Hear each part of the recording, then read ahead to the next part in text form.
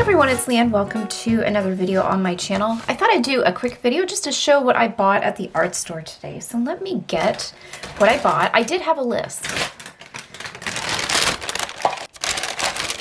I actually did buy a washi tape dispenser. This was not at the art store, but I use washi tape to package my Etsy orders, and I've been wanting one of those forever, and I found one while I was out shopping, which was super awesome. So these are the things that I bought at the art store today. So first on my list was these pencil crayons. And so I have Polychromos, that's the brand by the Faber-Castell. And our local art store sells them in open stock, which is awesome. I love Faber-Castell. But for some reason, I had no purple in my collection. I have colors of every range except purple. And it's funny because I like purple. And I've been thinking about this a lot, and I just can't understand why I don't have purple. And I seem to have a strong aversion to the color purple, like especially this sort of tone or light lilac, pinkish purple. And like the iPhones that are purple, I don't really like those. I have a green one. I have a mint green iPhone. I have this color, which I love. But for some reason, I just don't like purple. And so I think the only thing I can think of is that my favorite color is yellow, and purple is, I believe it's complementary, the opposite on the color wheel. And maybe that's why. I don't know. So I went to the art store today and picked up some purples. So hopefully these are enough. They didn't really have a big range of purple. And I believe that the art store has every Faber-Castell purple. So I just found that I was looking for something, I guess, I don't know, something a little bit lighter than this. But I couldn't really find it. So the colors I got are violet, and this one's crimson, this pink color. This one's mauve or mauve, which is kind of like a cornflower blue almost, but darker, I guess. And this one's Delft blue, which this one's really pretty. I really like that. I'll show you the colors I do have though, so you can see what I was adding to. So this is my Polychromos collection. Of these colors, there's a few weird ones in here. I do have this blending pencil, which has a super soft lead, but it's kind of rubbery almost. I've used this maybe once, and I wasn't really happy with it. I feel like if I use this with something, like some sort of liquid, like I've heard people use baby oil to blend colors. I don't know if that would work, but maybe some sort of other medium to blend and then use this. I wonder if that would work better. I'm not sure. If you have used one of these and it works for you and you have any tips for me, please let me know. I'd be curious to know the best way to use these, because honestly, I bought it, but I don't really use it. I don't really know what to do with it. I also have the white Polychromos, but I bought this one instead. There we go. So I bought this one instead. It's from Caran, and it's the Luminance. And I learned through research that people really like the Caran because it has super pigmented white. And so when you lay it down, it's very opaque and works really well and doesn't blend too much. You don't lose that white. It's easier to put it on top. I do believe that the Polychromos are a different base material than the Luminance. One is wax and one is oil. I believe the Luminance is wax. Maybe I have that wrong. It might be the other way around. But I always use this white and I love it. It works really well. I don't work with it too much, but when I need good highlights that are solid and bold, definitely I use this Caran one. I also bought this kind of starter kit a while ago when I was first starting out with colored pencils or pencil crayons. And so I think I've picked out most, oh, I guess there's still a few in here. I took the white out. But yeah, I have this base, but I mostly use the colors you see on the table. More like the pinks and I want to say purples maybe now. But the blues and the warm tones, like the pretty, this crimson's beautiful. My favorite color though is this cobalt blue. And so I actually have backups of this one. I love this color so much. It's my favorite. So anyways, I do have some purple now. So I'm hoping that I can not feel so stuck when I want to use my colored pencils or my pencil crayons, because I've been stuck with these before and then wanted to do an art piece, and then knowing that I didn't have purple, and it's like, geez, what, I can't use these, or I'd have to come up with something different. Now I am doing Inktober, and so I'm using different mediums. Normally I paint watercolor on white. I'll show you my sketchbook, just a sample. So normally I just paint journal entries on white watercolor paper with watercolor, and I use a blend of Neocolors. I don't really use colored pencils with my watercolors, but I have been wanting to do something different for Inktober. So I have been using tone tan paper, and these work really awesome on tone tan paper. I have some samples of art I have done, I'll show you. Quite a long time ago I started doing, this was a long time ago, 2016, I started doing colored pencil on tone tan paper. This is before I really got into watercolor. And I just loved this look, this blended look that you could get. I did most of these at the beginning with Prismacolor, and then I started using polychromos. I wasn't as happy with the Prismacolor, and I just found that they broke a lot, and they were creamy though. I did like that about them. But they broke a lot, and I just really liked the Faber-Castell brand, so I started upgrading my collection, and these are basically Pokemons. This was really fun though. So that's kind of what I want to do for Inktober. Not so much this solid blend of color, but I do want to start putting some colored pencil into my art. And I love this one actually. I love the colors that happened in this one, in the shadows. That was 2017. Anyways, so yeah, this is an example of kind of what it can look like. I don't want, again, the solid colors, but I would like to bring in some colored pencil or pencil crayon. So I had my pencil crayons on deck for my first Inktober drawing, and that's this one, but I didn't use them, but I do want to. So I'm hopeful by the end of this challenge that I will have used colored pencils in my Inktober challenge in some way. So this was my first Inktober painting. I did this on the tone tan paper. I did the inking of the outline with my Lamy pen and Noodler's black bulletproof ink. And I did a bunch of washes with watercolor just to create a base or a ground. And that was really challenging because I'm used to working with watercolor and leaving white for highlights. But in this case, I needed to paint the midtones and the darks and then rely on other mediums to come in and create the highlights where you see the white. And so I guess I could use colored pencil for the whites. In this case, I used acrylic wash, and I used acrylic wash in some of these green highlights, a little bit of the glow on the ground, and the background, this blue, which is so pretty, I used acrylic wash also. And then I brought a Posca pen in and did the outline in the pink just to bring in or pop out some of that purple that was in the background because it was kind of muted and recessed until I added this pink outline. So anyways, I'm trying to do new things with Inktober just to make it a little bit interesting. So anyways, I'm going to take out my new colors here and we'll swatch those out. I'm going to use this piece of paper for my Inktober for day 2, but I'll draw on the other side so I can show you what these look like. So this is the Delft blue. That is so, so pretty. There's the Delft blue. I'll try to make these bigger actually. That looks really tiny on screen. Next we'll do this one, which is violet.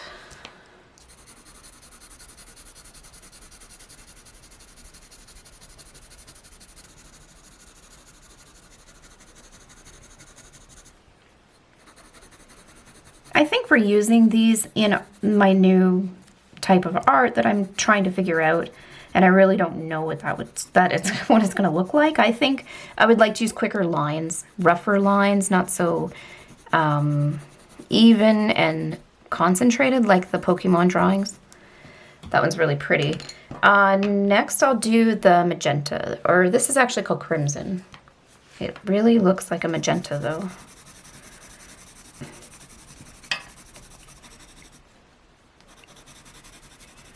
All of these colors basically have a powdery, kind of a dull undercoating or undercolor to them. This kind of muted tone. I really like this actually, especially for fall. I really like these colors. And then the last one is the mauve or mauve. We'll do that one also.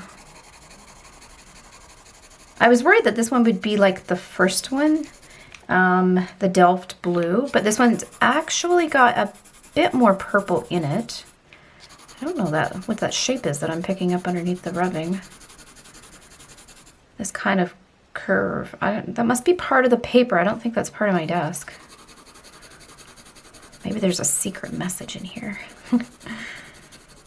That one lays down really nicely. Yeah, it's more of a purple, but it is, it's still muted, but compared to the Delft blue, this one has definitely that blue undertone, but still has that violet look, so I love that. So moving on to the next medium I bought these are by Caran, and they're the Neocolor 2 Aquarelle water-soluble wax pastels. I love these and use them all the time. Every time I paint in my journal, I use these at the end of my color, or at the end of my painting, to bring in little pops of color, especially when the paper is still wet. These are water soluble, so they will blend like watercolor, but they also look like crayons if you use them dry. I just noticed the packaging is different, the wrapper on the bottom one compared to these two. And I noticed on my Faber-Castell that they were different too. Let me show you.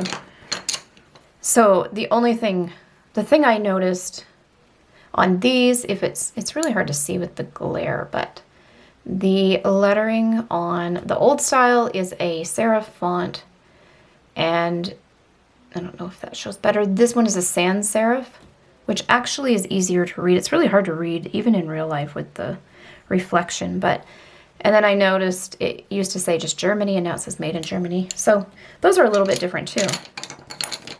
These ones, I don't know which one's new and which one's old. I feel like the pink is the old style. I do have some others.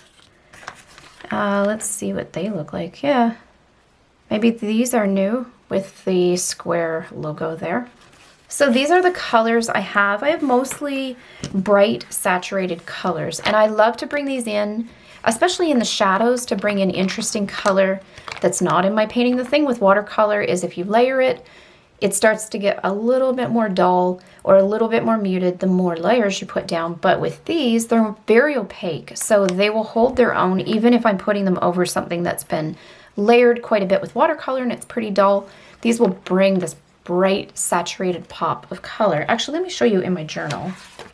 I think one of my favorites examples is this pumpkin, and so I've brought in the Neocolor in this part here with the purple, and then the yellow in the leaves and the little bits of green.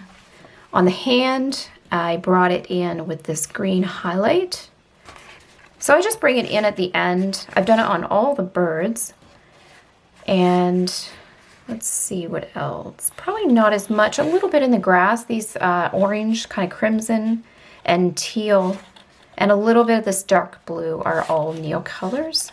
And a little bit in the shadow. The green on him, especially the green around the back of his neck, and in the shadow here of the crease, and along the bottom of the body, and the legs here, those are all, and in the ear, those are Neocolors.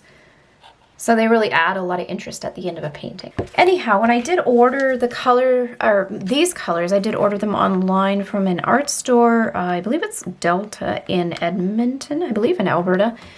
They were at a blue, or at a pink, I mean. So I got this color instead, which is salmon pink, but I wanted just a basic pink, and so that was on my list to get today, so I got this one. And then I picked up these two colors. I hadn't seen them in real life, open stock. I knew that my art store had them, but I wasn't interested in them at the time that I was there, so I had never seen them. But I did see them today, and it was neat seeing the colors in real life and being able to pick out a few more that sometimes it's hard to shop online, especially looking at screenshots of what the colors are supposed to look like. They never look like that as much as they do in real life. It's easiest to see them when you're there. So let's swatch these out and check what they look like.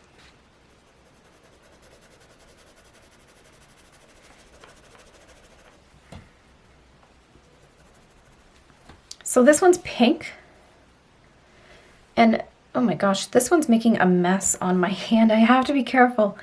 Maybe it's the heat from my hand that's making it do that. This one's lime green. Oh my gosh, it looks so pretty on this toned tan paper. I love bringing these in as highlights. I don't have a lot of dark colors. This one's called greenish blue. I don't even know if I would use it. Maybe a little bit, in that much. This one's super creamy and really rich. Love the color. I'm gonna grab a watercolor brush and just kind of show these blended out as well. So I just have a travel brush here. I'm just gonna blend this out. And so hopefully you can see how that turns to a watercolor kind of consistency from the crayon kind of dry look. And you can thin it out, but it is more opaque, I find. So it does lay on top of other mediums really nicely. I'll do this one too. This one's so pretty. I actually prefer this color when it's dry over the wet color. It gets a little bit brighter when it's wet. But I find that when it's dry, it's a little bit more saturated. I've got some of that other color in there. I'm trying not to pull it in and make it mixed. And then the bluish, oh, this is so pretty. The bluish green is so vibrant when it's wet. And so I like to add these when my paper is damp. And so they do kind of blend out like this. And if there's any that go on in my watercolor art and it's a little bit dry, I'll just come back in with my brush that's damp, not wet, but just damp, and blend it a little bit. So I get more of like that watercolor look. That one's so pretty. I'm so glad I got that one. So there's a look at the colors and swatched it. These are really pretty. I'm really shocked with that one. I'm so glad I got that. And I'll show you my entire collection so you can see the colors that I do have. Yeah, so mostly bright colors, a couple dark. I love these kind of colors used in the shadows. And I use this one a lot, or the ones that are teal. I really like to bring those in the highlight areas. I think this green will be fun for that too. These are also nice to travel with because if you didn't want to bring your watercolor paints, you could just bring a water brush like I was using and a couple of these and lay it down just to add some color, but it doesn't have to be, you could use it as an impressionistic color. If you were coloring or painting something, it didn't have to be literal. You could just pick a color palette of 3 or 4 colors that you really like together. That could be an option as well. I do find though that these are really messy, and so my desk is pretty new. It's this wooden desk is from IKEA, and so I always find that with these Neocolors, they mark up my desk all the time, so I have to be super careful that I do not let them just on the wood part of my desk. I am destroying my desk. It's pretty bad. So I'm trying super hard to keep them in the box or on a paper towel or something.